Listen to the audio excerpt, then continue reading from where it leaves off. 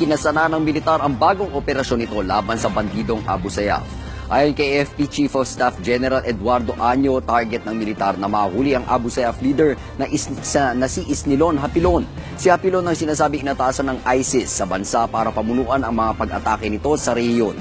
Pangungunahan ng Western Mindanao Command ang naturang operasyon. Tuloy pa rin ang pagberipika ng AFP sa video na nilabas umano ng Abu Sayyaf para iparating ang banta nito na pupugutan ang German hostage na si Jürgen Kantner kapag hindi nagbayad ng 30 million pesos na ransom. Itinanggi naman ni Anyo ang balitang may tangkang kudeta laban sa Pangulo. The whole armed forces is solid behind the President. And right now our focus is really eliminating all internal threats.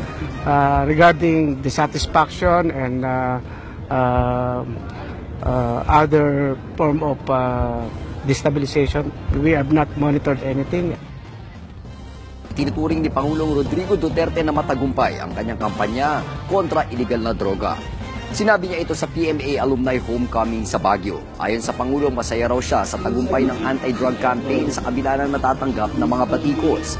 Malaking bagay daw dito ang suporta ng AFP at PMA. Pero sa ang simbahang Katolika, giniit na masama ang pagpatay sa drug suspects. Dahil dito, lalo raw lumalala ang kultura ng karahasan. I directed the PMA with the support of the AFP to conduct a war against illegal drugs. And it was by and large successful. At sino mang magsabi sa kanyang kapatid, ulol, ay mapapasaapoy ng impyerno. Ang pagpatay at karahasan nagsisimula sa pusong puno ng galit at puno. Sa Diyos na mahabagin, mapagpakumbaba at mapagmahal, mayroong lakas, hindi dahas. Hindi na raw ikinagulat ng kampo ni Bongbong Marcos ang plano ni Vice President Leni Robredo na iapela ang desisyon kaugnay sa electoral protest. Ayon kay Attorney Vic Rodriguez, isa raw itong delaying tactic ng kampo ng bise. Takot daw ang mga ito na lumabas ang katotohanan kaugnay sa dayaan umano sa eleksyon. Kaya tingin nila tila pandadaya na naman daw ito ni Robredo kay Marcos. Noong nakaraang linggo, binasura ang mosyon ng bise para itigil ang election protest ni Marcos. Ayon sa Korte Suprema na nagsisilbing Presidential Electoral Tribunal, sufficient in form and substance ang protesta ni Marcos. Binatikos ni Vice President Leni Robredo ang death penalty, extrajudicial killings at war on drugs ng Administrasyong Duterte. Sa isang Youth Speak Forum, sinabi ni Robredo na isa ang war on drugs sa mga problemang kinaharap ng mga kabataan ngayon. Marami raw ang mga ito ang nawalan ng mahal sa buhay dahil sa extrajudicial killings. Nakakabahala rin daw ang isinusulong ng administrasyon na ibaba ang edad para sa criminal liability at ibalik ang death penalty. Dagdag pa ni Robredo, kahirapan ang tunay na problema ng bansa at hindi ang illegal drugs. Drug abuse and criminality are symptoms of poverty. They can't be solved by summary executions alone, whether of the rich or of the poor. We cannot achieve real peace, the kind that keeps our people safe at night, by creating more desperation among a people traumatized by the senseless sight of blood on the streets. May you choose hope over hate, light over darkness, excellence over mediocrity, life over death. President Duterte says he will review the Environment Department's recent decision to terminate 75 mining contracts. Speaking during the PMA homecoming in Fort del Pilar on Saturday, Mr. Duterte acknowledged the gains the mining industry generate for the economy, but he said he could do nothing about the DENR order if these mining companies destroy the environment. Here's the president in his own words. But I will review. There's such thing as the exhaustion, mga abogado, exhaustion of administrative remedies. I will not judge it now. Titignan ko yung, kung mali talaga, wala akong magawa. If it's destructive to the environment, Baguio is having serious problem with your environment here. Pagka wala akong magawa. But if, then we correct it. We get something like 70 billion a year out of the mining operations in the entire Philippines. So yan that you have to also to take into consideration, and that's really money. February 14, Environment Secretary Gina Lopez ordered the cancellation of 75 mining contracts. She claims these were located in watershed areas and thus were harmful to the environment. Magandang hapon Pilipinas, nagbabalik ang PTV Newsbreak. Nagsanib puwersa ang Department of Environment and Natural Resources at ang Armed Forces of the Philippines sa pagreresolba sa lumalalang kaso ng illegal logging, partikular na sa probinsya ng Compostela Valley. Ayon kay Secretary Gina Lopez, sisimulan nila ito sa paghihigpit sa pagpataw ng mga parusang lalabag sa batas para protektahan ang kagubatan ng Pilipinas laban sa deforestation.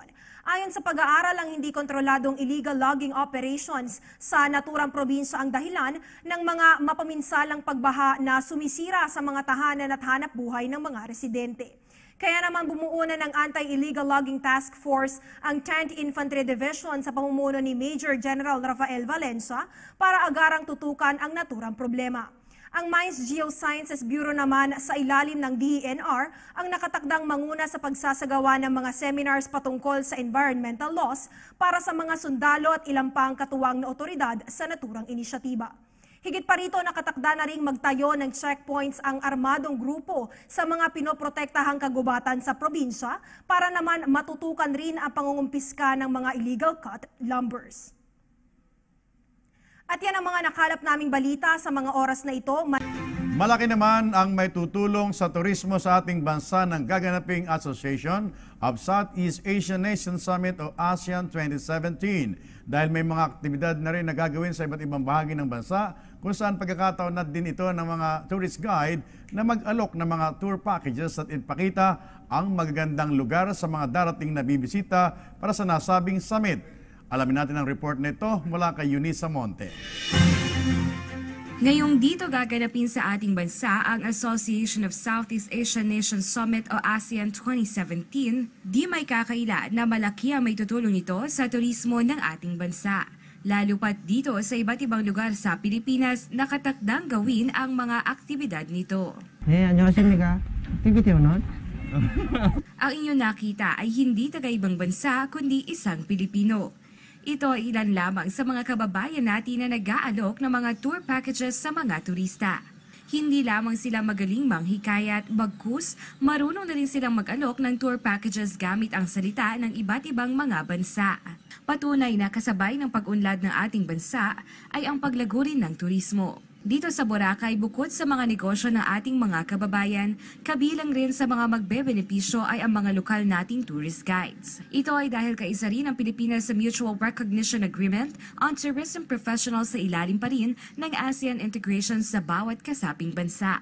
Sa tulong ng training at seminars mula sa lokal na pamahalaan ng Department of Tourism ay posible nang maging ASEAN Certified Tourism Professional.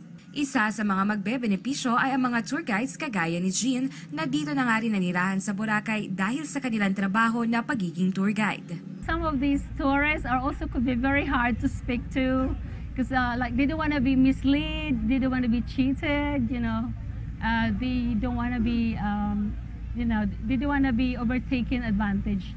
Sa ilalim kasi ng ASEAN integration, madali na makakapagtrabaho sa mga bansang kasapi ng member states ang mga tour guides ng bansang kasapi sa ASEAN. Kaya naman, magandang balita ito sa mga kababayan nating tour guides na willing din naman subukan ang mga oportunidad sa labas ng bansa. Sa katunayan, nagpakita rin sila ng kanilang sample kung paano nga nila pinagmamalaki sa mga turista ang ating bansa. Philippines is one of the best islands to actually visit for the foreigners. We have a beautiful treasures of the sea, and we have a great history, and we have friendly people. We're very accommodating kind of Filipino people. Isa lamang ito sa mga oportunidad na maaring makuha ng mga bansang kasapi sa ASEAN, lalong-lalo na sa ilalim ng ASEAN integration. Inaasahang mas dadami pa ang mga ganitong oportunidad lalo na sa magaganap na ASEAN Summit 2017. Mula dito sa Boracay na isa rin sa venue ng ASEAN Ministerial Meeting para sa PTV News, Eunice Monte. Once again, President Rodrigo Roa Duterte.